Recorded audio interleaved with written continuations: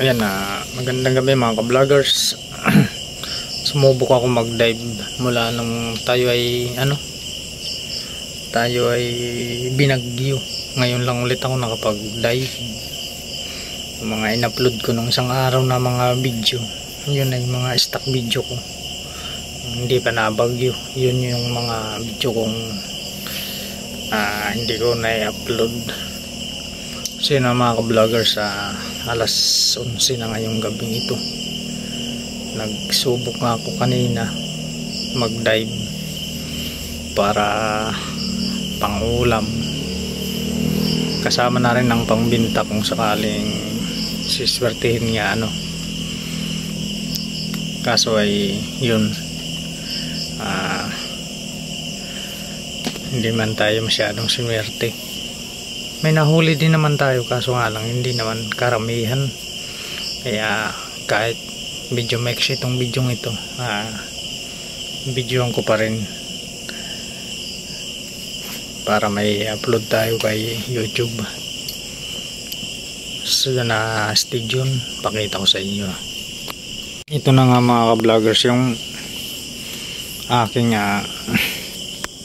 mga nahuli. Ayun, tangslawin, kuyog, samaral, ayan, bukawin, samaral, saka mga pusit.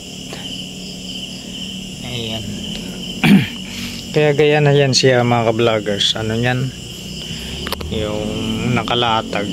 Nung dumating ako kanina mga 11:30 na 10:30,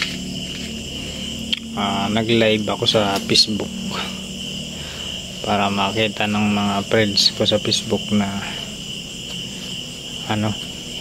na may huli ako, baka gusto nilang bumili. So yun kaya yun, nakalatag na siya sa Facebook, nakalatag na sa dahon. Kaya ayan, galing siya dyan sa styro. Ayan yung aking ginamit na tapak, na basag pang isa. Ayan, baak na baak ang isa. Ito naman yung aking ginamit na pana. Pang pang night dive na pana, 50 cm. Naka flappers naman siya. Mechanism trigger naman ang kanyang tsaka yan naman yung gamit natin plus slide, isang Udnom at saka isang Handspire. Tsaka yan naman yung rice cooker na tira ko ang kanin. Yan mga nahuli natin mga vloggers, kaunti lang, nasa 4 na kilo lang yan. Kulang na lang isang guhit, mag 4 na kilo lahat yan yung ating nahuli. Ayan. So yun mga vloggers, yun nga, nahuli natin kaunti kasi medyo malakas pa ang dagat at saka medyo malabo talaga dagat. Nagpilit nga lang ako kanina para masubukan natin kung pwede na mamana, kasi haninag ng isda gawa ng hindi naman siya masyadong kalabuan.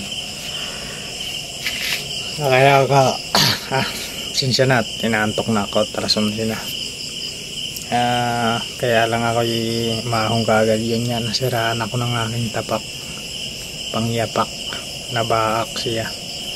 Kaya hindi na ako ginanahan maglangoy kasi parang isa na yung gumagana. Ayan. So yun, pasensya na kayo kung medyo napapakwenta ko. Gagawin ko lang kasi 5 minutes itong aking video para may upload naman tayo sa ating channel, sa YouTube channel natin. So yun, nakalatag na kasi yan. Kasi yun nga sinasabi ko, nag-live ako kanina sa Facebook, pinakita ko rin yung mga nahuli ko sa kanila para makita rin sa nila yung talagang sariwang-sariwa na isda na kalalabas lang galing lagayan. So yun na mga ka-vloggers, hanggang dito muna itong aking vlog. Maiksi mo itong video ito, pasensya na kayo. At saka yan, wala nga tayo camera pang dagat, kaya yan, laging salamisa ang ating vlog. So yun na, hanggang dito muna. See you next vlog, vloggers.